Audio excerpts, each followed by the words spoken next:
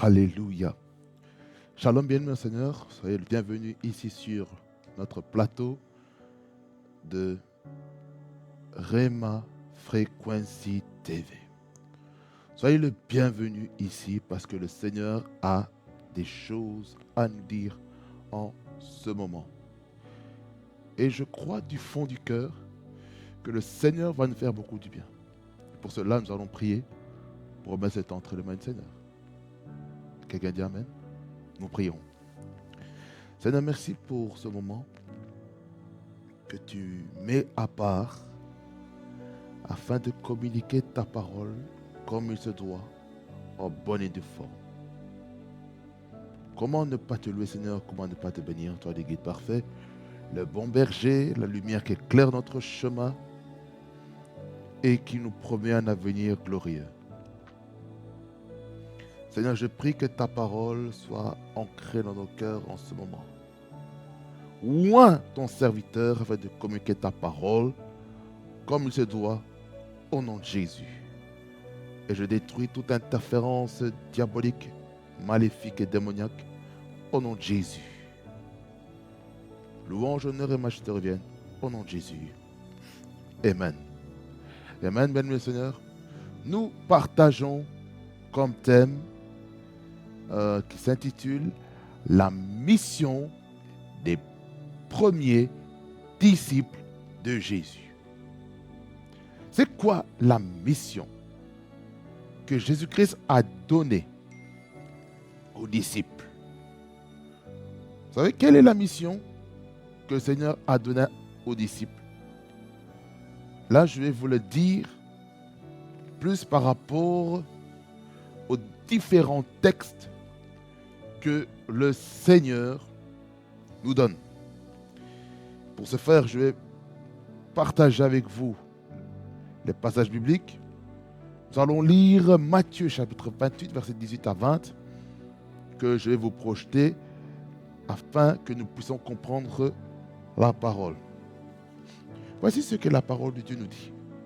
La parole de Dieu nous dit: Jésus s'étant approché, leur parla ainsi. Tout pouvoir m'a été donné dans le ciel et sur la terre. Allez, faites de toutes les nations des disciples, les baptisant au nom du Père, du Fils et du Saint-Esprit, et enseignez-leur à observer tout ce que je vous ai prescrit. Et voici, je suis avec vous tous les jours jusqu'à la fin du monde. Marc 16, verset 15 à 20. Il nous dit ceci. Puis il leur dit: allez par tout le monde et prêchez la bonne nouvelle à toute la création. Celui qui croira et qui sera baptisé sera sauvé, mais celui qui ne croira pas sera condamné. Voici les miracles qui accompagneront ceux qui auront cru. En mon nom, ils chasseront les démons, ils parleront de nouvelles langues, ils saisiront des serpents. S'ils boivent quelques breuvages mortels, il ne leur fera point de mal. Ils imposeront les mains aux malades et les malades seront guéris. Le Seigneur, après avoir parlé, fut enlevé au ciel et il s'assit à la droite de Dieu. Et ils s'en allèrent prêcher partout. Le Seigneur travaillait avec eux et confirmait la parole par les miracles qui l'accompagnaient. Luc chapitre 4, verset 18 à 19, il nous dit ceci. L'Esprit du Seigneur est sur moi parce qu'il m'a oint pour annoncer une bonne nouvelle aux pauvres. Il m'a envoyé pour guérir ceux qui ont le cœur brisé, pour proclamer aux captifs la délivrance et aux aveugles le recouvrement de la vue, pour envoyer libres les opprimés, pour publier une année de grâce du Seigneur. Amen. Jean chapitre 4, verset 23, que nous connaissons très bien, il nous dit, mais l'heure vient et elle est déjà venue, où les vrais adorateurs adoreront le Père en esprit et en vérité, car ce sont là les adorateurs que le Père demande. Allons rapidement dans Matthieu chapitre 10, verset 24, qui est notre verset du mois, qui nous dit ceci. Le disciple n'est pas plus que le maître, ni le serviteur plus que son Seigneur. Prions le Seigneur pour sa parole.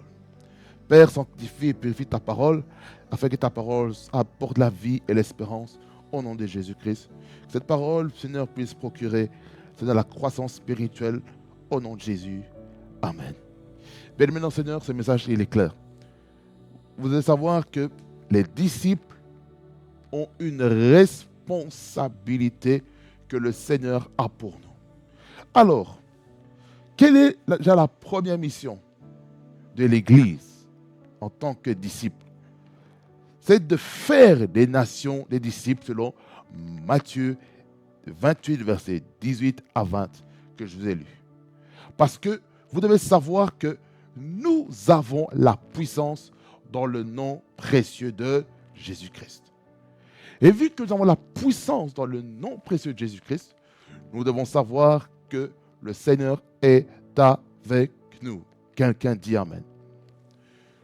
Donc, Jésus-Christ a la puissance, il a le pouvoir, il a l'autorité, afin de contrecarrer le pouvoir de l'ennemi.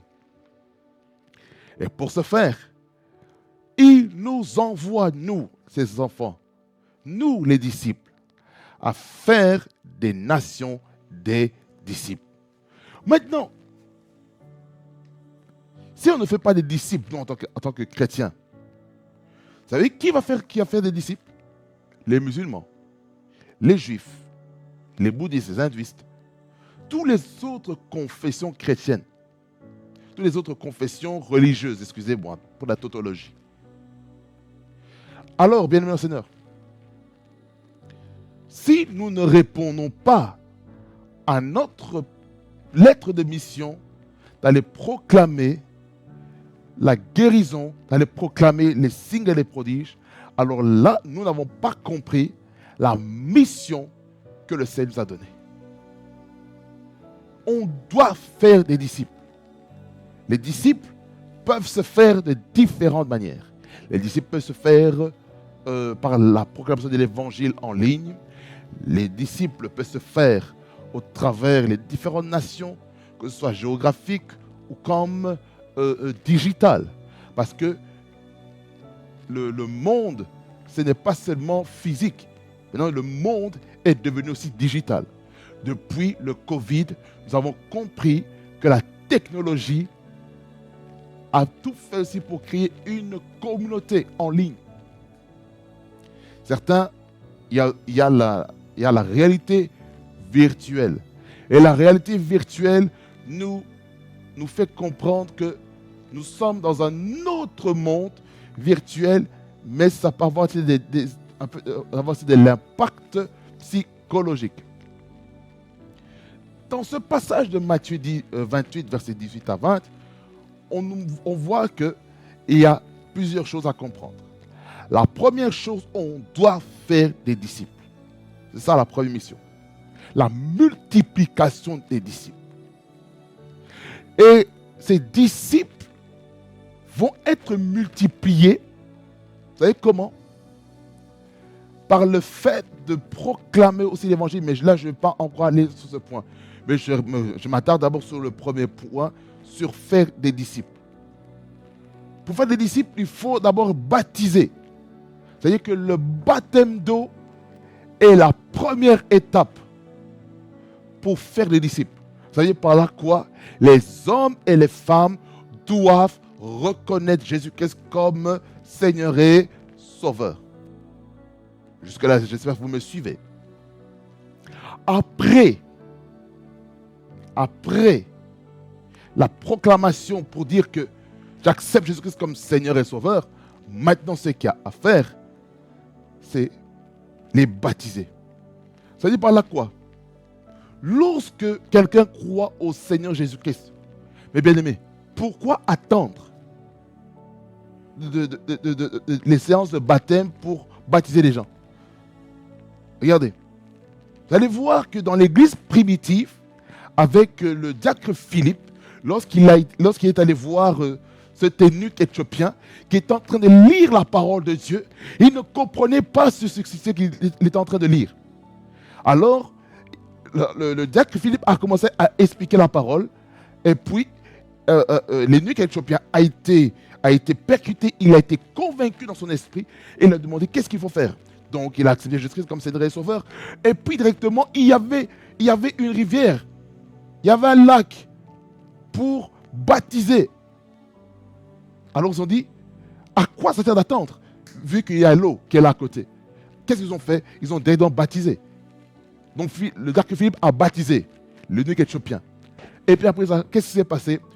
Le diacre Philippe a été transporté par le Saint-Esprit quelque part d'autre pour accomplir la mission.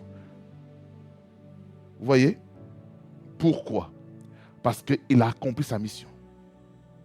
Donc ça veut dire par là quoi? On n'est pas obligé d'attendre, de faire des formations aux préparations au baptême pour baptiser les gens. Parfois, on peut faire ça le même jour. Peut-être la personne a compris le pourquoi il se fait baptiser. Peut-être il est convaincu le jour de sa conversion ou le fait d'accepter Jésus-Christ comme Seigneur et Sauveur, d'être baptisé illico presto. Alors, quand maintenant une personne a soif et est passionnée pour être baptisée dans le Saint-Esprit, baptisée d'abord d'eau, avant le Saint-Esprit, parce qu'il y a d'autres aussi, Dieu aussi peut organiser autre chose.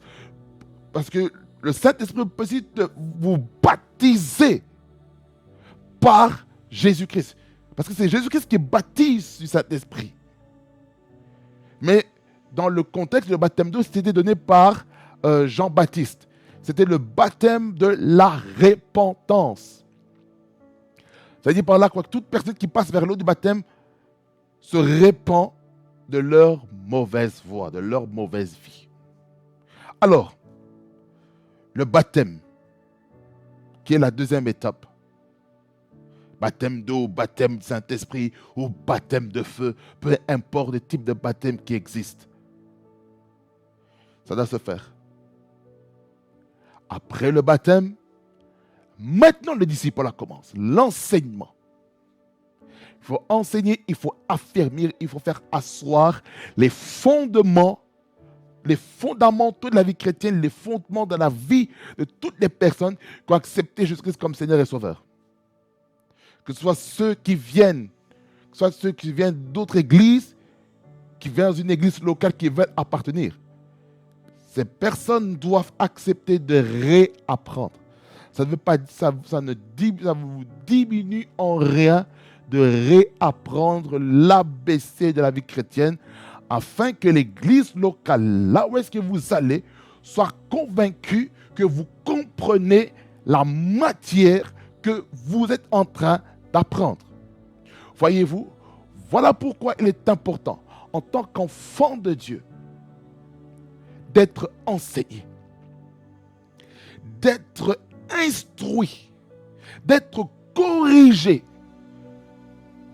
d'être recadré pour un progrès notoire.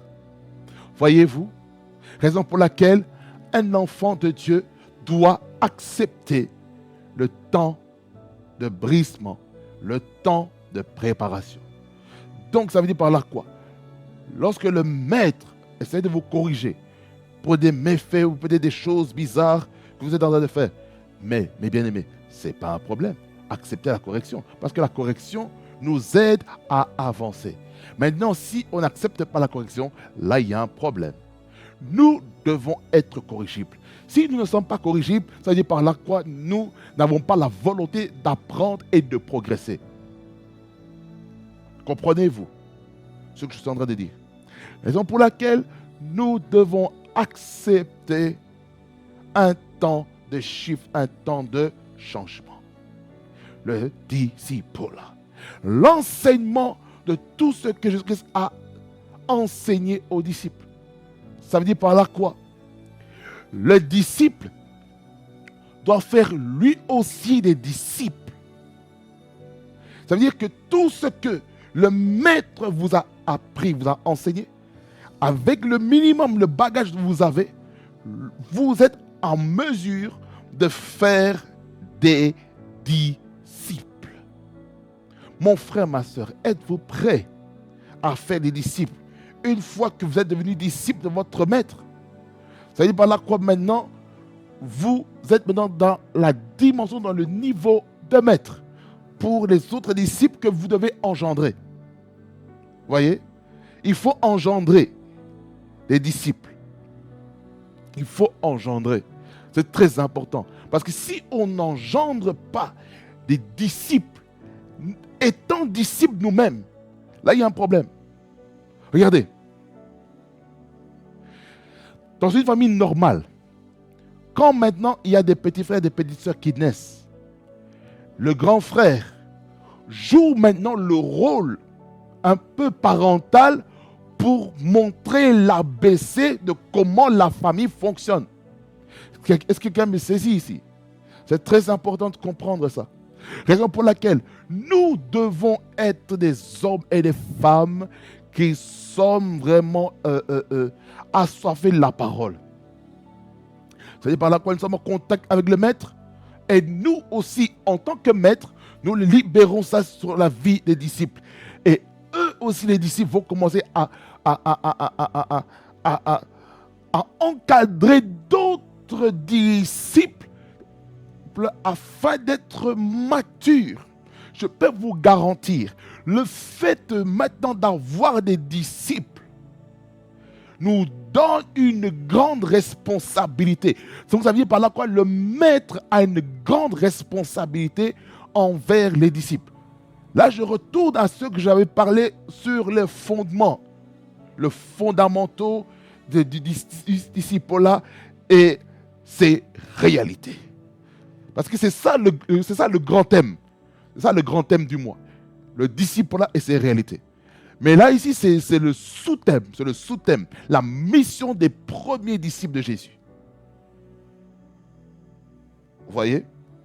Donc, ça veut dire ceci. Que nous, en tant qu'enfants de Dieu, nous devons être ces hommes et des femmes qui engendront des disciples. Pourquoi j'insiste sur ça? Parce que dans le cœur de Dieu, dans le battement du cœur de Dieu, comme dans l'anglais, the heartbeat of God, la volonté de Dieu, la volonté parfaite, c'est que des disciples se multiplient. Ça veut dire par là quoi? Il faut qu'on enseigne ce qu'on a reçu. Que ce soit les disciples là de manière prophétique, apostolique, évangélique, pastorale, doctorale, peu importe la manière que l'enseignement, l'instruction a été faite.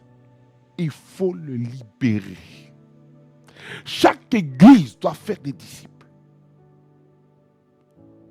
Et chaque disciple doit faire des disciples.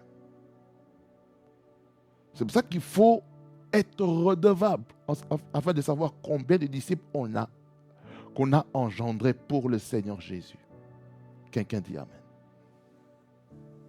Vous voyez, c'est ça le but de l'enseignement, hein, c'est vraiment faire asseoir tout ce que Jésus-Christ a enseigné.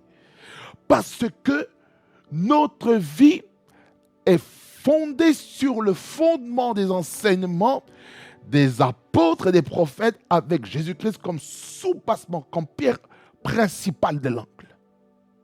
Donc, mes bien-aimés dans le Seigneur, nous devons être ces hommes et ces femmes qui acceptons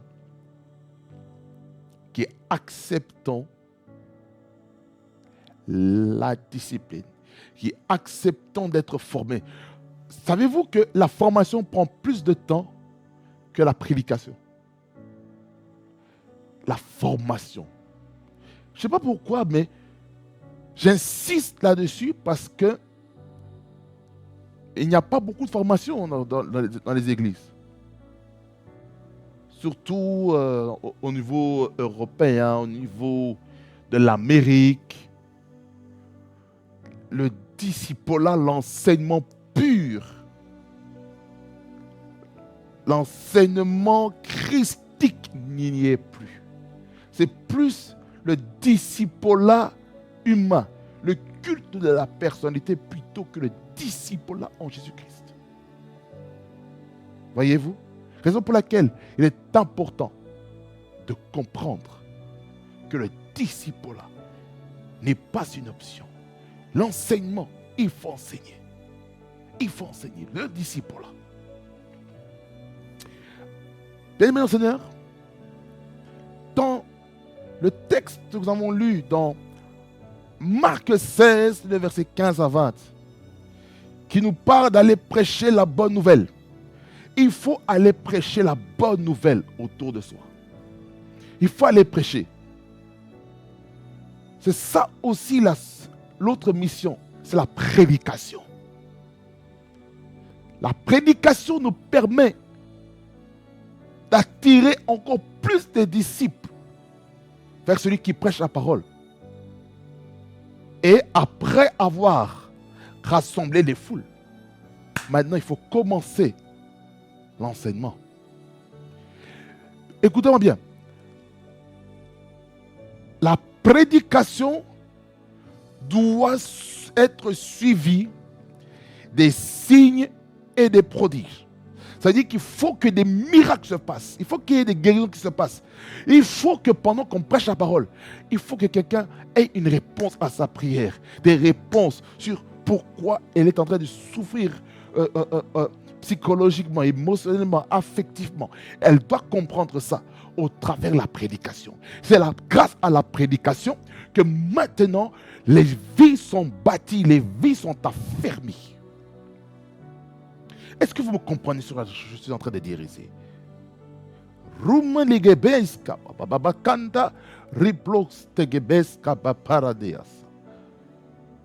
Lorsqu'on comprend ça, lorsqu'on comprend que nous avons comme responsabilité de maintenant répandre l'évangile pour amener la guérison, vous allez comprendre que le Seigneur a quelque chose de fort et de bon à faire avec nous. Raison pour laquelle nous devons prêcher l'évangile. Prêchons l'évangile. Prêchons un message d'espérance, d'espoir, d'amour, de paix. Ce monde est rempli de beaucoup de problèmes. Et nous avons le devoir de prêcher la bonne nouvelle. En disant, voilà, Jésus-Christ aime chacun et chacune. Peu importe la manière qu'ils sont. C'est-à-dire, nous devons aussi prêcher les pécheurs. C'est-à-dire, nous ne devons pas avoir honte de s'approcher des âmes perdues. C'est pour ça que Jésus-Christ est venu sur la terre, pour récupérer les âmes perdues. Donc, quand il y a une âme qui se répand et qui revient à la maison, dans le royaume de Dieu, il y a une fête qui se fait. Il y a une joie qui se fait parce qu'une âme est revenue. Mais maintenant, si on se contente des 99 âmes qui sont en bonne santé et une âme qui n'est pas en bonne santé mais qui est en dehors de la bergerie, il faut aller le chercher et le ramener dans la bergerie afin de lui faire beaucoup de bien. Écoutez-moi bien. Je ne parle pas ici des âmes des églises locales. Je parle des âmes de Christ. Parce qu'aujourd'hui, ce qu'il y a comme problème, lorsque maintenant il y a une âme qui vient dans une église, on a tendance à dire, ici, ce sont mes âmes que j'ai gagnées. Les âmes que j'ai gagnées moi. Non. Tu as peut-être été un instrument, cher prédicateur. Vous avez été peut-être un instrument pour ces âmes pour venir dans votre église pendant une saison. Peut-être le Seigneur va conduire cette personne à une autre bergerie pour entrer dans une autre dimension, dans une autre phase dans le ministère, dans l'appel avec le Seigneur. Alors, bien, mes chers prédicateurs, mes chers bergers d'église, ne vous sentez pas menacés lorsque une âme quitte une église qui va dans une autre assemblée. Ne vous sentez pas menacés. Parce que nous sommes le corps de Christ. Et dans le corps de Christ, il y a des transferts qui se font. Il y a des transferts qui se font. Excusez-moi pour la tautologie. Voyez-vous? Il faut accepter le temps de transfert, le temps de transition. Il faut accepter le temps du changement. Parfois, le changement peut être brusque. Et pour vous, prédicateurs, ça peut vous faire mal, surtout les bergers des églises, les pasteurs, apôtres, prophètes, évangélistes, docteurs, évêques. Ça peut vous faire mal d'entendre, voilà, que telle âme est partie de l'église locale. Je comprends le lien d'âme qui a été créé avec ces âmes, avec ces fidèles. Vous avez eu des moments de joie, des moments de tristesse, des moments de souffrance. Vous avez travaillé, vous avez formé le caractère qu'il faut. En tout cas, pour cela, vous méritez d'être honoré pour le travail que vous faites pour les âmes. Que le Seigneur vous bénisse abondamment. Que le Seigneur vous fasse beaucoup du bien, chers bergers des églises. Oui, les bergers des églises, je ne sais pas pourquoi, je sens ça dans mon esprit. Que le Seigneur puisse continuer à vous fortifier dans la formation des disciples. Que le Seigneur continue à vous utiliser dans la prédication, dans la propagation de l'évangile autour de vous, dans votre église locale et comme dans les églises où vous êtes invités par des collègues pasteurs, des collègues prédicateurs, prédicatrices de la bonne nouvelle, afin de répandre l'évangile, afin de répandre des semences dans les cœurs de chacun et chacune. Que le Seigneur vous donne encore de la force, la vigueur spirituelle, psychologique, psychosomatique, émotionnelle, alléluia, affectif, psychologique, matériel, tout, même au niveau de la famille, que vous puissiez expérimenter un renouveau. Je prie au nom de Jésus-Christ, je ne sais pas pourquoi, que le Seigneur, my God, Seigneur, je prie pour les prédicateurs. Je prie pour les prédicateurs qui me suivent derrière leur écran. Je ne sais pas pourquoi tu m'as arrêté ici. Je prie pour eux, afin que la force leur soit donnée, afin que la force leur soit communiquée. Au nom de Jésus-Christ, qu'ils continuent à travailler dans le champ de la moisson. Au nom de Jésus-Christ de Nazareth, que le fardeau des âmes continue toujours d'animer, Seigneur, tes serviteurs, tes servantes. Au nom de Jésus-Christ, que chaque serviteur, que chaque servant de Dieu, qui soit appelé réellement et authentiquement par toi, Seigneur, soit utilisé par toi, par la puissance du nom de Jésus-Christ. Je prie, oh Dieu, pour la force de prêcher l'évangile dans les saisons et hors saison. Au nom de Jésus-Christ, dans les bons comme dans les mauvais jours. Au nom de Jésus-Christ, dans le temps d'abondance comme dans le temps de manque. Je prie, oh Dieu, pour la fidélité dans l'œuvre de Dieu. Au nom de Jésus-Christ, je chasse l'esprit de dépression parmi les prédicateurs, parmi les pasteurs, parmi, Seigneur, alléluia, les évangélistes, les prophètes, les apôtres, les docteurs, les évêques. Au nom de Jésus-Christ, je chasse l'esprit de stress, tout stress relié à l'appel, relié, Seigneur, oh alléluia, à la vocation spirituelle. Je prie, Dieu très haut, que tu les restaures au nom de Jésus. Mwirika bestekesko e vulanka manaskanta reboskanta bababaskante kereboska rimoskata bashika. Tout fardeau que vous portez sur vous, déposez-le au pied de Jésus. Rasokoteya, parce qu'il sait comment il prendra soin de vous. Il sait comment il va vous aider pour proclamer la parole de Dieu, parce que le jour du Seigneur est sur vous, afin d'aller dans la dimension que Dieu recherche de vous. Au nom de Jésus. Rabababaskanta karababashike repokolabaskanta repokolianaskamanebose repokaliaskanta basko.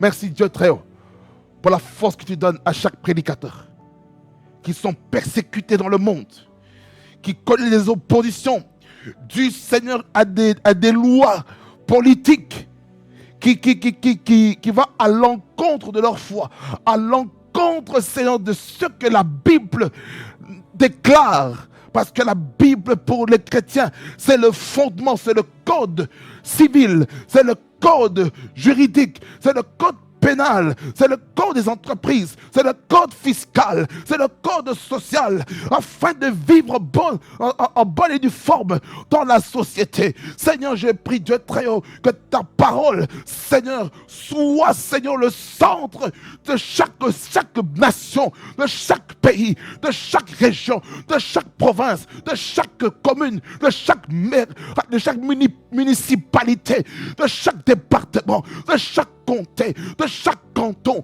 au nom de Jésus-Christ. Repokotaya, repokotaya, ripokoteria, sekebakaria maskoto, repakoria maskata, ripokotaya la maskata, reboskete kerebaskite rebababaskata. Je prie pour les apologètes. Je prie pour les apologètes. Libère, Seigneur, le ministère d'apologétique.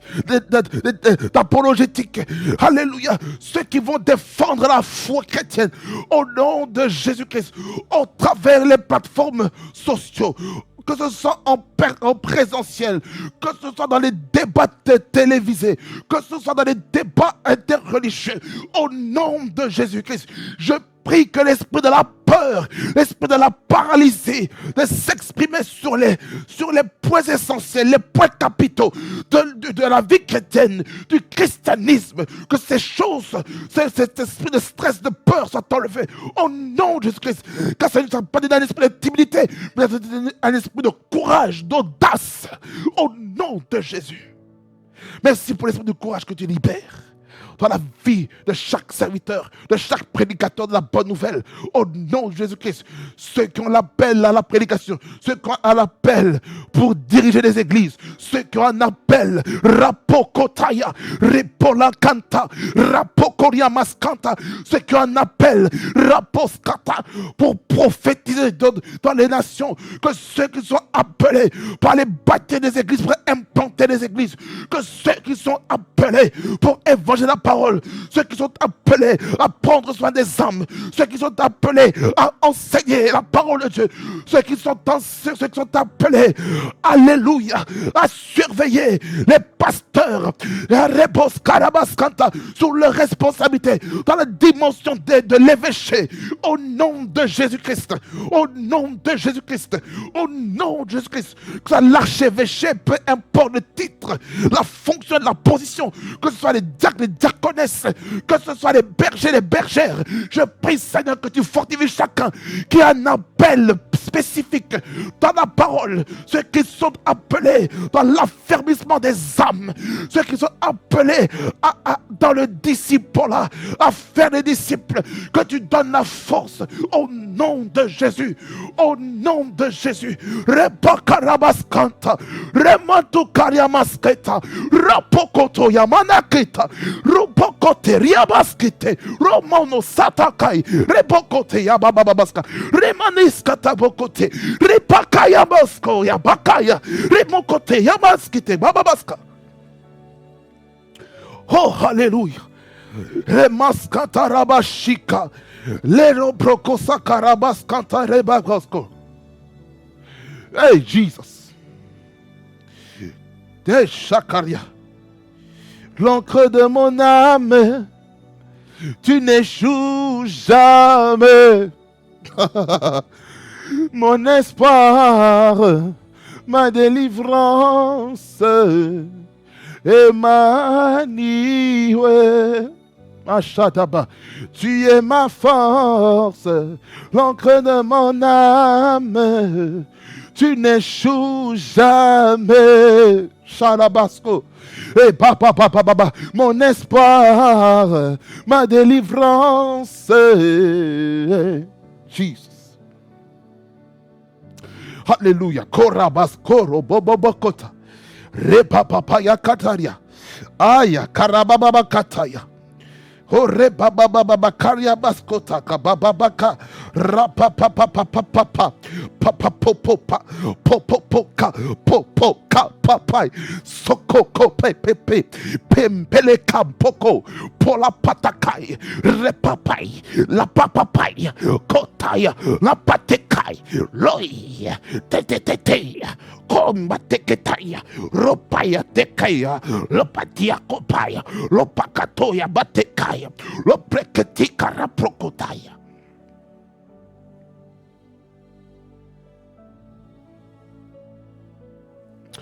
Oh, alléluia.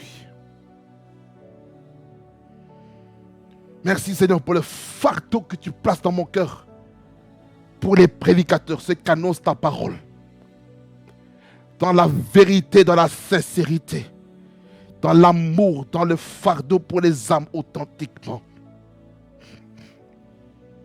Père, je prie aussi pour la chute et la fin des fausses églises, des faux prédicateurs de la bonne nouvelle. Ceux qui prêchent Jésus dans le but de se faire de l'argent, dans le but de se faire du profit, dans le but de se faire des gains sordides. Père, je prie pour tous les ministères qui se font du gain dans le but de détruire les âmes et de détruire leur croissance spirituelle et les pousser à abandonner la foi chrétienne. Père éternel, Dieu Tout-Puissant, je déclare la chute de toute mauvaise église dont, Seigneur, le chandelier de ces églises n'apparaisse pas au ciel. Que ces églises-là tombent et ferment au nom de Jésus-Christ.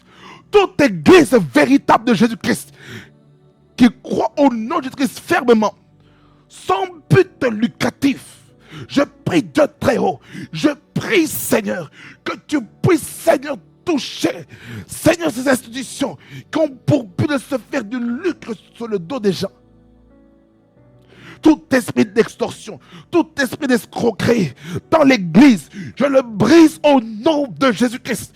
Je proclame la libération des églises de tout esprit d'escroquerie, de tout esprit de magouille, tout esprit de malhonnêteté. Je brise dans le nom de Jésus-Christ. Je brise tout esprit de divination, tout esprit alléluia, d'envoûtement, tout esprit de sorcellerie, tout esprit de magie, d'occultisme dans les églises au nom de Jésus-Christ.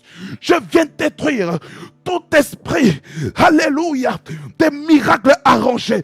Je viens détruire cela au nom de Jésus-Christ. Toute fausseté dans les églises soit enlevée au nom de Jésus-Christ. Toute fausseté soit enlevée au nom de Jésus-Christ. Toute fausseté doctrinale, théologique, soit enlevée des églises au nom de Jésus-Christ. Père, je prie avec l'onction apostolique. Je viens déclarer dans les églises un temps de nettoyage. Un temps de nettoyage dans les églises. Un temps de nettoyage dans les églises.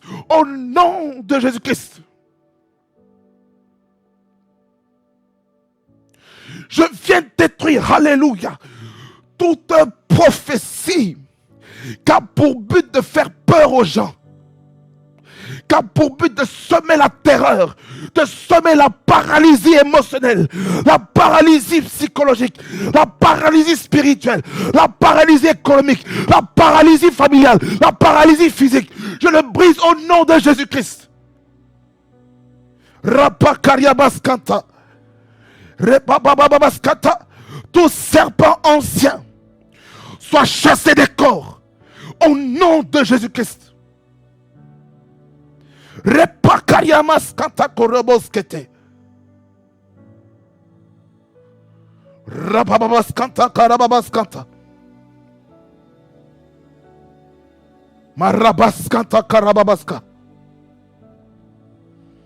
Rebebebeskete kerebabababaska. Aïe, aïe, aïe, aïe, aïe. La braka la baba baba karababa sheka. Oh, Holy Ghost. Holy Ghost power. Merci Seigneur pour ta présence. L'esprit de prière. Aïe, aïe, aïe, aïe, aïe, aïe, aïe, pour l'église. Rebo robos kete kere baba baskanta. Père, je prie pour des prophéties qui édifient, qui exhortent et qui consolent. Selon 1 Corinthiens 14, le verset 3, qui nous parle de cela.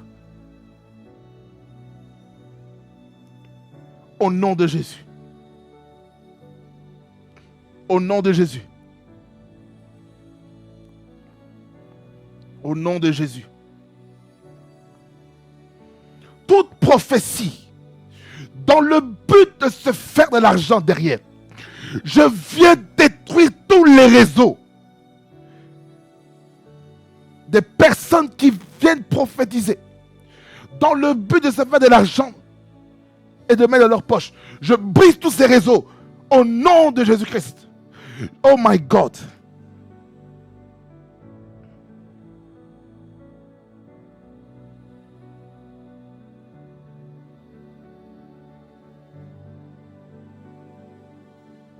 Karabasko rebebe. So karabababaskanta.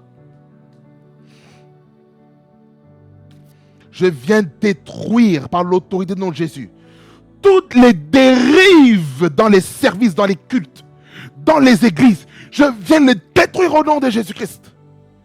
Je viens déclarer l'ordre, le rétablissement de l'ordre divin dans les églises. Je déclare l'ordre divin dans les églises. L'ordre divin dans les églises. L'ordre divin dans les églises. L'ordre divin dans les églises. L'ordre divin dans les églises. Au nom de Jésus-Christ. Pristekeya pokota. Inamakota babakota. Kora mamamamteka. Rapakoto kabababakata. Repokoto yabababashika. Repakota, Rimanusakaya, Rimulakatia, Rimulakunia mascote, Riamaskata. Oh, hallelujah. Remonantakai, Remana mascote, Remolomocote, Ribocote prekeste que preca, Ripreste que prekete preske, Ripokota kapakaya, Repoko bababakata, Ripreste que peke, Repreka preka proko saketai. Holy Ghost. Marakatoska. Mahamanakota Yamashik. Je viens détruire l'orgueil dans la vie des serviteurs et des servants de Dieu. Je détruis l'orgueil au nom de Jésus-Christ. La Bible déclare, je résiste aux orgueilleux, mais je fais grâce aux humbles. Je prie que l'orgueil soit détruit au nom de Jésus-Christ dans la vie des serviteurs de Dieu. Les servants de Dieu, que ce soit les épouses et prédicateurs, je viens déclarer l'humilité dans la vie de chacun et chacune au nom de Jésus-Christ, afin que ta volonté parfaite soit manifeste au nom de Jésus. Seigneur, merci Dieu très haut. Merci Seigneur.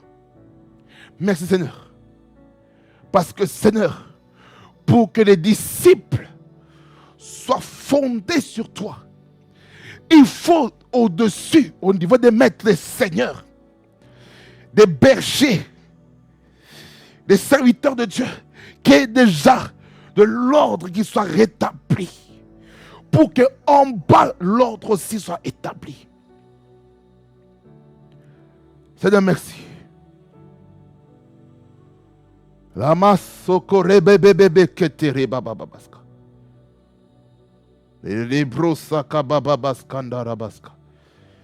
L'humilité, pas seulement pour les prédicateurs, même aussi pour les disciples.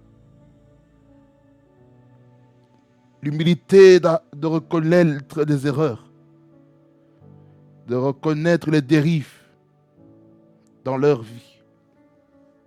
Au nom de Jésus.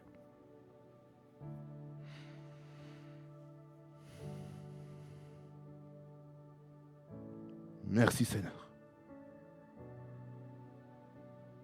Yenaraba mamaskana mambos. Shadaraba baba yundo ya baba. Erebaskota baba. Tu n'échoues jamais. Mon espoir, ma délivrance, Emmanuel. Tu es ma force, l'encre de mon âme. tu n'échoues jamais. Mon espoir, my God, ma délivrance, Emmanuel. Oh, Jesus. Oh, my God.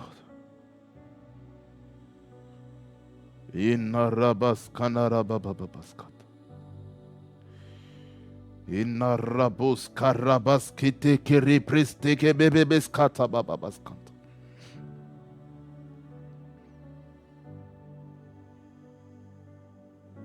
Bien-aimé dans le Seigneur, il y a une forte présence de Dieu ici. Oh my God, there's a Father. Inarapas kore mamayaskat. Imamamayakata. Inarabababayakata. Inarababababaskata. Écoutez, Abaskat. Et mamama. Et l'arabaskote. Zofadama preska. Lorsque vous prêchez l'évangile, vous devez savoir qu'il y aura toujours des oppositions. Il y aura toujours des oppositions.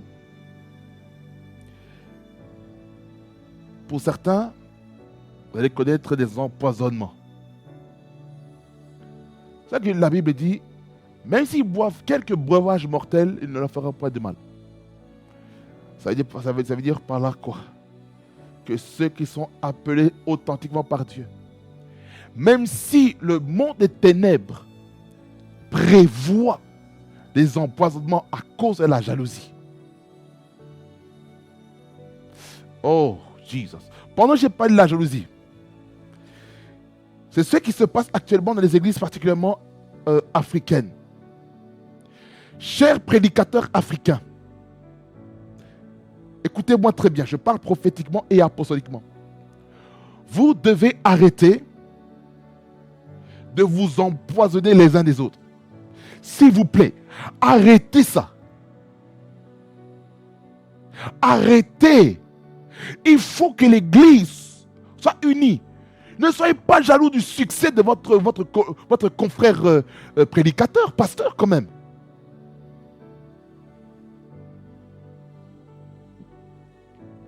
C'est la raison pour laquelle l'Église en Afrique, malheureusement, ne font pas de progrès notoire spirituellement. Parce qu'il y a des guerres, des rivalités. Tel pasteur attaque tel pasteur. Tel prophète attaque tel prophète. Tel apôtre attaque tel apôtre. Bien, mes seigneurs, ne sont pas là pour s'attaquer les uns les autres. Il faut qu'on remette de l'ordre dans l'Église. Il faut qu'on remette de l'ordre. Arrêtez de vous rivaliser. Arrêtez de vous attaquer les uns aux autres. Arrêtez de prononcer les noms des serviteurs de Dieu qui vous ont fait du mal sur vos chairs des églises. Souvenez-vous ce que j'ai partagé, qui a fait un scoop sur la jalousie de l'appel. Hein? La chair n'est pas là pour régler ses comptes. Ni même les médias, ce n'est pas là pour régler les comptes. C'est très important de comprendre ça. Beaucoup de personnes ne comprennent pas ça. C'est pour cela que vos vies n'avancent pas. C'est pourquoi vous pouvez prier quand vous voulez, mais vous savez que vous êtes en train de mourir. Mais vous êtes en train de transmettre cela comme culture, de critiquer tel prédicateur de la vie du membre de vos églises. Et puis maintenant, vos membres des églises vont commencer à utiliser maintenant la presse, les réseaux sociaux, pour maintenant encourager le mal, encourager maintenant tout ce qui est néfaste et négatif et tout ça. Bien aimé, jusqu'où allons-nous aller? Il faut qu'on progresse. Église de l'Afrique, il faut qu'on progresse. Trop, c'est trop de ces rivalités, de ces pics qu'on se jette de gauche à droite. Pourquoi on doit se défendre sur la chair? Pourquoi on doit défendre son message? Pourquoi on doit défendre les attaques? Ma question, est-ce que vous avez vu Jésus-Christ se défendre lorsqu'on l'a critiqué? Lorsqu'on l'a traité de Belzébul? Lorsqu'on l'a traité de magicien? Lorsqu'on l'a traité d'un démon? Est-ce que vous l'avez vu faire ça? Si la réponse que vous savez dans votre cœur, c'est non, alors, mes bien-aimés, pourquoi vous le faites? Pourquoi vous faites ça? Pourquoi vous allez maintenant attaquer votre frère, votre frère et sœur en Christ? Ça sert à quoi? Comment? Ça sert à quoi? Il faut une explication, bien-aimés Seigneur. Pourquoi, entre prédicateurs, on ne s'entend pas? Tel attaque ce sujet de la dîme, d'autres attaquent par rapport au ministère de la femme, d'autres attaquent au nom sur la chevelure, sur les maquillages, sur les vêtements. On s'attaque de partout. Mais bien, Seigneur, il ne faut pas. Il y a des moments dans le disciple-là, il faut dire les vérités par rapport au thème de notre message, la mission des premiers disciples de Jésus. Les premiers disciples de Jésus-Christ, j'ai une question à vous poser encore, chers prédicateurs.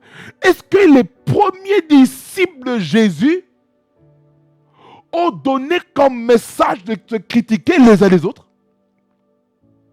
Je ne pense pas.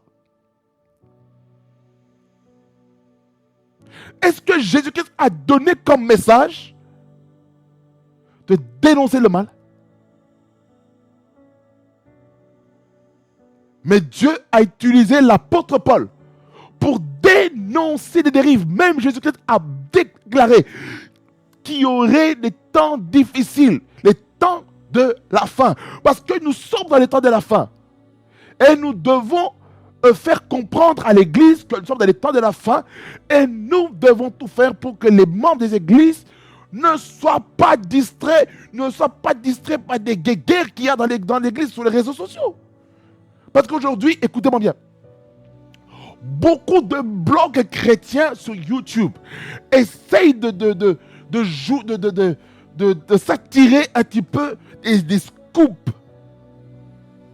des scandales pour qu'on puisse encore salir encore l'Église. Honte à vous, chaînes chrétiennes sur YouTube, les blogueurs là, qui commandent des choses qu'ils ne comprennent pas. Bien-aimés au Seigneur, nous ne sommes pas dans ce temps où on doit se critiquer les uns les autres. Tant que l'Église, ainsi que les blogueurs en ligne, et toute personne, tout chrétien confondu, ne comprend pas qu'il ne faut pas utiliser sa chair ou ses médias pour critiquer les uns les autres, l'Église n'avancera jamais. C'est comme ça que nous sommes en train de détruire les réveils dans les églises. C'est comme ça que nous sommes en train de diminuer la puissance du nom de Jésus-Christ à cause de nos disputes. Et nos disputes, le diable, il voit ça et il se réjouit parce que maintenant, il a trouvé un terrain de jeu pour jouer avec nous, pour nous dribbler, pour nous distraire de la vraie mission, de l'essentiel, c'est d'annoncer Christ autour de nous, mais nous, entre nous chrétiens, particulièrement évangéliques, pentecôtistes, nous nous attaquons les uns les autres. Il ne faut pas, bien aimé Seigneur, il ne faut pas. Il ne faut pas s'attaquer les uns les autres. Il faut qu'on soit unis. Il faut qu'on soit dans le même esprit. Il ne faut pas qu'on soit dans des guerres interdénominationnelles. Jusqu'à où on va aller, bien Seigneur? On est en guerre avec les témoins de Jéhovah, en guerre avec les disciples de Jésus-Christ. Nous avons des problèmes par-ci par-là. Bien Seigneur, on peut ne pas être d'accord avec la doctrine, mais nous devons nous respecter les uns les autres en tant qu'êtres humains. Comment? Il faut que l'Église change de mentalité. L'Église doit changer de perspective. Si on veut que la mission du disciple-là soit manifeste, nous devons changer notre manière de voir les choses. L'Église doit sortir du sommeil spirituel. L'Église dans son ensemble est en train de dormir. Souvenez-vous, oh my God. Ramashikabaroska. Matthieu chapitre 25. Matthieu chapitre 25, nous lisons. Là, je ne vais pas projeter. Je vais vous parler de la parabole des 10 vierges. Rapidement. La Bible dit ceci. Alors, verset 1er jusqu'au verset 13. Il dit, alors le royaume des cieux, écoutez-moi bien, sera semblable à 10 vierges qui, ayant pris leur lampe, allèrent à la rencontre de l'époux. L'époux ici, c'est qui? C'est l'église. Les vierges, c'est qui? C'est l'église. 5 d'entre elles étaient folles et 5 sages. Ça veut dire par là quoi? Il y a deux types de vierges dans les églises. Il y a les vierges sages et les vierges folles. Aujourd'hui, il y a les vierges folles qui sont distraites par des disputes qui n'en vaut ni tête ni queue par rapport à la doctrine, par rapport au message, par rapport aux pratiques, à l'exercice des dons, des charismes spirituels et tout ça. Mais il y a des vierges sages qui se préparent, qui sont concentrées au retour du Seigneur Jésus-Christ. Verset 3. Les folles, en prenant leur lampe, ne prirent point d'huile avec elles. Ça veut dire par là quoi? Ces femmes folles n'étaient pas prévoyantes. Donc ça veut dire par là quoi? Beaucoup d'entre vous, à cause de la distraction, vous n'êtes pas prévoyants par rapport à l'huile sur votre tête. Quand allez-vous prendre de l'huile? Quand allez-vous aller, alléluia, alléluia, à la montagne, au jardin de Gethsemane, le lieu du pressoir pour avoir de l'onction, dans votre lieu de prière, dans vos moments de prière et d'intercession. Quand allez-vous vous générer cette huile? Bien maintenant, Seigneur, quand est-ce que vous allez allumer le feu de votre tel personnel par la prière, par la parole de Dieu? Quand allez-vous faire ça? Tandis que vous êtes distrait. Vous êtes distrait et puis vous allez maintenant partager les passages bibliques. Mais vous êtes distrait. Mais le Seigneur ne veut pas qu'on soit distrait. Mais le Seigneur veut qu'on soit concentré. Come on! Il faut qu'on soit il faut qu'on soit vraiment concentré. Oh. Il faut qu'on soit concentré. Le verset 4 il dit, mais les sages prirent avec leur lampe de l'huile dans des vases. La prévoyance. Parce que ces lampes devaient continuer à être allumées grâce à l'huile. Mon bien-aimé, ma bien-aimée, cher prédicateur, chère prédicatrice, est-ce que vous avez assez d'huile avec vous? Savez-vous que les distractions, ça mène une fuite d'huile? Est-ce que vous savez ça? Est-ce que vous savez ça? Le fait d'être distrait, le fait de faire des guerres par-ci, par-là, ça diminue l'onction. Est-ce que vous êtes conscient de ça ou pas? Nous n'avons pas le temps de nous disputer. On n'a plus le temps. Je vous dis la vérité, on n'a plus le temps. Jésus-Christ revient bientôt. Il faut que l'Église prenne, my God, ces vases d'huile. Il doit prendre de l'huile dans des vases. De l'huile. Père à la machine, je prie que l'huile ne cesse jamais de s'accroître dans mon vase. Au nom de Jésus-Christ, même dans la vie d'un prédicateur, d'une prédicatrice, ou d'un frère, d'une soeur en Christ, ou d'un papa, d'une maman, d'une mamie, ou d'un papy, qui puisse continuer à magasiner plus d'huile dans sa vie, au nom de Jésus. Verset 5, comme l'époux tardait, tous s'assoupirent et s'endormirent. Le sommeil spirituel. C'est l'état actuel de l'Église. Le sommeil spirituel. Nous sommes endormis. Nous sommes assoupis. Écoutez, toutes ces guerres qu'il y a entre églises, entre les dénominations, sont le résultat de votre manque de prière. Lorsque vous ne priez pas correctement, écoutez-moi bien, écoutez-moi très bien ce que je veux dire, c'est très profond ce que je veux dire là, et c'est très intéressant, c'est très important, et c'est très urgent ce que je veux dire. Beaucoup d'entre vous, vous priez mal. On prie pour que Dieu puisse détruire notre adversaire ou détruire un fidèle d'une église qui est parti en prononçant des paroles de malédiction. Comment? Vous pensez que Dieu va répondre à ça? Même si vous avez l'onction? Jésus-Christ, est-ce qu'il a maudit Judas? Non, il n'a pas maudit. On ne maudit pas personne. Comment? Il faut qu'on soit centré sur Jésus-Christ, l'auteur, le consommateur de notre foi, non? C'est très important. Écoutez.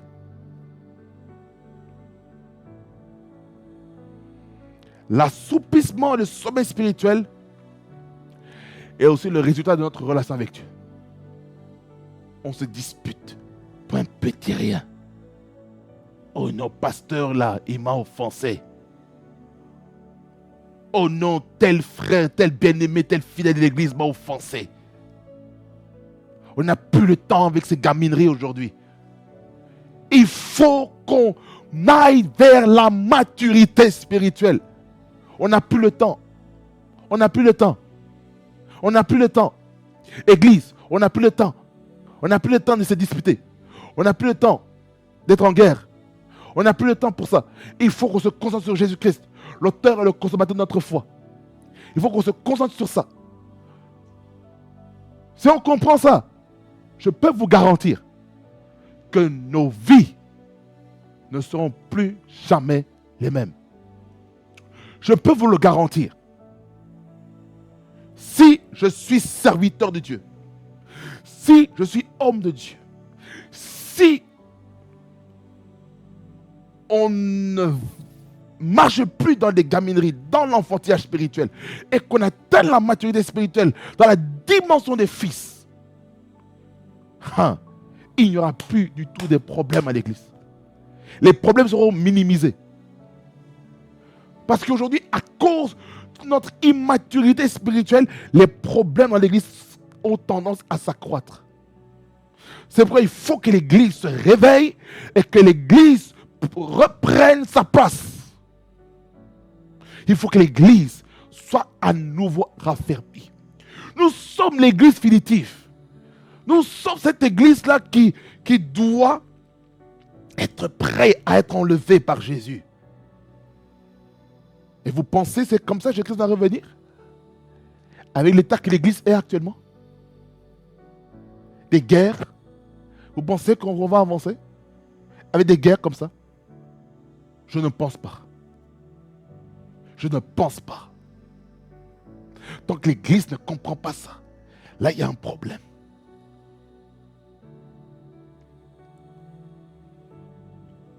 Jesus. Le verset 6 est le suivant. Au milieu de la nuit, on cria, voici l'époux, allez à sa rencontre. Ça, c'est la préparation pour l'enlèvement. Verset 7. Alors toutes ces vierges se réveillèrent. C'est-à-dire que là, il y a le réveil spirituel qui se manifeste. Le Seigneur va susciter un réveil spirituel dans l'église. Et préparèrent leurs lampes. Parce que lorsque maintenant on dort, qu'on ne fait pas attention, parfois la lampe peut s'éteindre dans la nuit. Verset 8. Les folles dirent aux sages, donnez-nous de votre huile, car nos lampes s'éteignent. Ça veut dire par là quoi? Ces femmes, ces vierges folles, ils essayent de prendre l'huile, l'onction d'huile, de l'intimité de leurs frères, de leurs sœurs en Christ, pour amener vers eux. Écoutez, en ce qui concerne l'enlèvement, écoutez-moi bien, c'est individuel. Tu ne veux pas accepter de mettre ta vie en ordre pour être enlevé par Christ, ne dépend pas de quelqu'un qui est réveillé, qui est éveillé spirituellement pour que toi tu sois enlevé. C'est toi-même. Tu dois entreprendre cette démarche. Tu dois entreprendre cette démarche pour être réveillé spirituellement. Est-ce que vous me comprenez? Vous devez entreprendre ça. Ce n'était pas prévu ça, mais je coule en esprit. Dans la destinée, dans le salut, il faut être égoïste pour préparer son salut. Vous prêchez la parole, vous faites des disciples. Mais si une personne ne veut pas comprendre, ne perdez pas de temps. gardez votre intimité avec le Seigneur. C'est comme ça que le Seigneur va vous révéler les choses cachées, les choses que vous ne connaissez pas.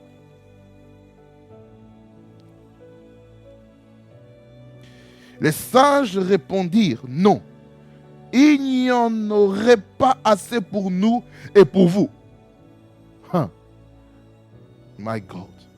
Allez plutôt chez ceux qui en vendent et achetez-en pour vous. Ça veut dire par là quoi, chacun doit payer le prix pour l'onction d'huile sur sa tête. Chacun doit payer le prix pour soi-même. Ne dépend pas du prix de ton père spirituel pour que tu sois enlevé. Ne dépend pas du prix de ta mère spirituelle pour être enlevé. Ne dépend pas du prix de ta mère ou de ton père pour être enlevé. Ne dépendez pas du prix de vos enfants pour être enlevés. Chacun doit avoir une intimité personnelle avec le Seigneur. Chacun doit savoir, il doit y avoir une intimité avec le Seigneur. Verset 10 jusqu'au verset 13, ça va être tragique. Pendant qu'elles allaient en acheter, l'époux arriva. Ah, les vierges folles sont distraits. Ils ne savent pas que l'époux est arrivé. Jésus-Christ est arrivé. Celles qui étaient prêtes entrèrent avec lui dans la salle de noces et la porte fut fermée. Aïe! Oh mon Dieu!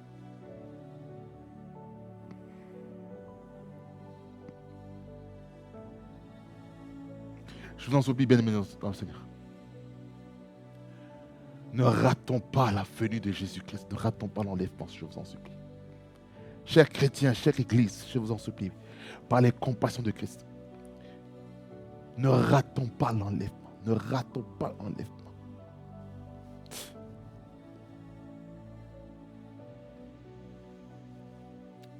Ne ratons pas l'enlèvement, je vous en supplie. Ne ratons pas l'enlèvement. Ne ratons pas l'enlèvement. Ne ratons pas l'enlèvement parce que Jésus-Christ revient bientôt. Et il veut que son Église soit une Église qui soit ordonnée. Parce qu'à l'heure actuelle, nous sommes en période de fiançailles. Et pendant la période de fiançailles, avec Jésus-Christ, parce que Jésus-Christ a payé la prédote par son sang, par son sacrifice à la croix.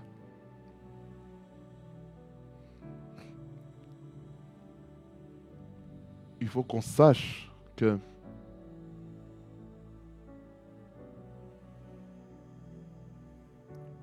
Jésus-Christ a payé un prix et que nous avons besoin d'être assidus, d'être profonds dans les choses de Dieu et de tout faire pour restaurer notre relation avec le Seigneur afin d'être prêts le jour de notre mariage avec Jésus-Christ.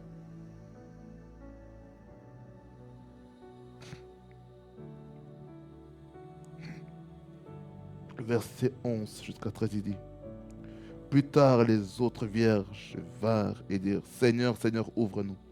Mais il répond: je vous le dis en vérité, je ne vous connais pas, ô Jésus-Christ. Veillez donc, puisque vous ne savez ni le jour ni l'heure. Ça veut dire que nous devons être concentrés.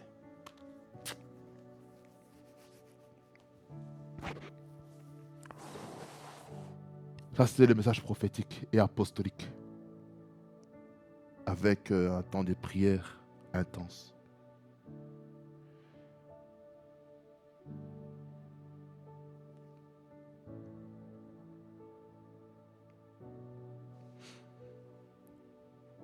Je vais essayer de revenir un peu dans le message principal.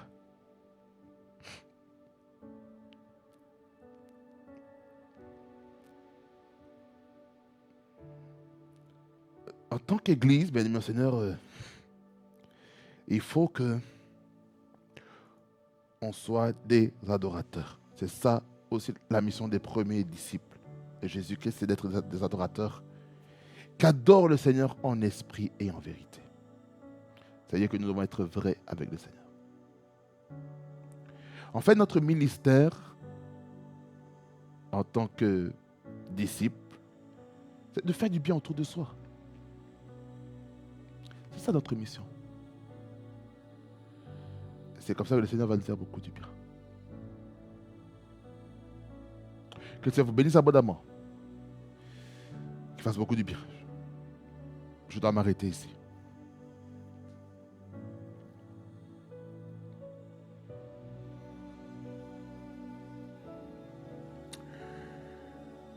Et je vais vous laisser réfléchir sur les paroles prophétiques et apostoliques qui ont été prononcées. Que ce soit les prédicateurs, les hommes et les femmes d'église, les membres d'église, que ce soit les disciples, les fils, que ce message prophétique et apostolique vous amène dans le droit chemin. Sachez une chose, mes bien-aimés dans le Seigneur. Toutes ces paroles prophétiques et apostoliques qui ont été données, le but, c'est l'amour. Parfois, l'amour exige qu'on soit cru dans les messages, qu'on soit sévère, qu'on soit dur. Parfois, les messages peuvent sembler être durs, difficiles, mais c'est obligé, c'est obligatoire, afin que l'Église soit affermie et que l'Église revienne aux fondamentaux de la vie chrétienne. Alors, engageons-nous dans la mission en tant que disciples, en guérissant les malades, chassant les démons, même s'il y a des persécutions, des oppositions. Que le Seigneur vous donne de la force. Proclamez l'année de grâce, l'année de faveur. Libérez ceux qui ont le cœur brisé. Proclamez la bonne nouvelle aux pauvres. Allez, faites toutes les choses, faites du bien aux autres. Parce que c'est ça notre mission. Mission spirituelle, émotionnelle, physique, affective et tout ce qu'il faut. Soyez bénis au nom de Jésus. Seigneur, merci de sanctifier ta parole. Que cette parole, Seigneur, soit plantée dans le cœur de chacun et chacune. Je prie s'il y a des choses à corriger, que tu nous aides, Seigneur, à corriger nos vies. Que ce soit dans la vie du peuple de Dieu, comme dans la vie du prédicateur. Parce que tu nous parles. Tu nous parles à nous. Et nous sommes, Seigneur, les premières personnes, surtout ceux qui prêchent la parole, sommes les premières personnes à entendre le message 2 fois. Parce que nous communiquons au peuple et nous-mêmes aussi, nous entendons aussi par le son de notre voix ce que tu nous dis. Même si, Seigneur, des oppositions viendront. Mais je sais une chose. Lorsque ta parole est prêchée et libérée de cette manière, c'est pour notre bien. Un père qui aime son enfant n'épargne jamais la discipline, n'épargne jamais la verge de la correction. Seigneur, tu es venu nous corriger au travers de ce message. Je prie pour un temps de correction, un temps de réajustement dans la vie de chacun et de chacune. Au nom de Jésus-Christ. Merci Seigneur pour ce temps de correction. Que ton peuple est en train de vivre et d'expérimenter. Merci Saint-Esprit de souffler la vie dans la vie de chacun et chacune. Que ceux qui ont été blessés par ce message, ceux qui se sont sentis visés, que ces personnes se remettent en question et Seigneur, qu'ils puissent vraiment accomplir la vraie mission d'un disciple véritable. Au nom puissant de Jésus, ma prière, c'est que, Seigneur, chacun de ces disciples, chaque personne qui doit faire des disciples, puisse se remettre en place, se remettre en question, au nom de Jésus-Christ. Et je prie que chaque chrétien sorte du sommeil spirituel, sorte de la somnolence spirituelle, que l'Église sorte de la distraction, au nom de Jésus-Christ, que l'Église se reconcentre, se refocalise sur toi. Jésus-Christ, l'auteur et le consommateur de notre foi. Au nom de Jésus. Saint-Esprit, règne dans nos vies et que nos vies soient un exemple pour toi, un exemple pour les païens. Au nom de Jésus-Christ. Je prie que les chrétiens regagnent du terrain dans le domaine du discipulat afin de ne pas perdre du territoire. Parce que beaucoup de pays chrétiens sont en train de perdre leurs valeurs chrétiennes. Beaucoup de pays chrétiens sont en train de rétrograder, particulièrement dans les pays occidentaux. Là où est-ce que le trône de Mammon se trouve, là où est-ce que le trône de Babylone se trouve. Seigneur, je prie pour tous les chrétiens occidentaux pour qu'ils se réveillent. Je prie spécialement pour ces pays-là parce que ces pays, le système de ces pays font que plusieurs ont du mal à prier. Beaucoup de personnes ont du mal à se concentrer, à se focaliser sur toi, Seigneur Jésus. Je prie, Seigneur, que ces pays, pendant que nous sommes en période électorale, que ta grâce soit manifeste au nom de Jésus. Je prie que ton esprit dirige chaque aspect de cette société. Au nom de Jésus, louange, honneur et majesté te reviennent. Au nom de Jésus. Amen. Bien-aimé Seigneur, que ça vous bénisse abondamment, qu'il fasse beaucoup du bien et restez connectés sur Jésus-Christ. Restez connectés sur ma chaîne YouTube.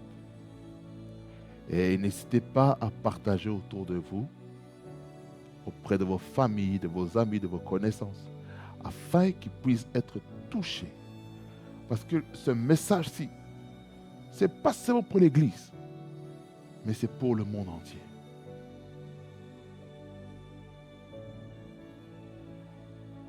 Soyez bénis. Parce que vous êtes un peuple béni, vous êtes un peuple prospère. Je libère des paroles de bénédiction. Que la grâce du Seigneur Jésus-Christ, l'amour de Dieu le Père, la communion de Saint-Esprit soit avec vous. Et que vous puissiez devenir des disciples fidèles pour le Seigneur. Et que vous puissiez accomplir la mission des disciples. Allez et faites de toutes les nations des disciples. Baptisant-les au nom du Père et du Fils et du Saint-Esprit. Et enseignez-leur tout ce que Jésus-Christ vous a prescrit. Sachez que Jésus-Christ est avec vous jusqu'à la fin du monde. Allez prêcher la bonne nouvelle à ceux qui en ont besoin. Allez guérir ceux qui ont besoin de la guérison, que ce soit physique ou émotionnel ou psychologique. Allez chasser les démons. Allez, alléluia, proclamer le temps de restauration et de restauration dans la vie de chacun. Ceux qui se sentent, Seigneur, désespérés. Et que le Seigneur soit avec vous, même s'il y a des oppositions, même s'il y a le plan du diable qui essaye de vous éliminer, de vous tuer. dans le but de décourter votre vie, votre destinée. Cela est brisé au nom de Jésus-Christ. Et je mets une marque du sang de Jésus-Christ autour de vous, afin que le diable ne vous voie point. Au nom de Jésus. Amen. Soyez bénis au nom de Jésus. Parce qu'on est ensemble en Jésus-Christ.